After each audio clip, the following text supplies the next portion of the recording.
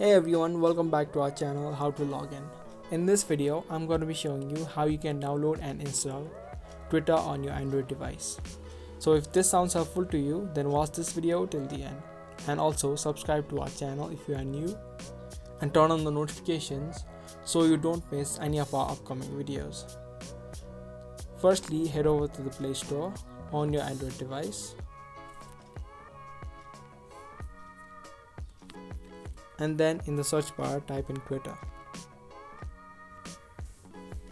Now you'll need to tap on the install button to download it on your device.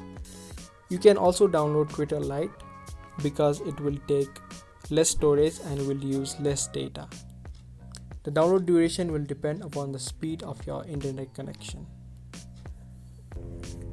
After the application has been downloaded on your device, you can tap open.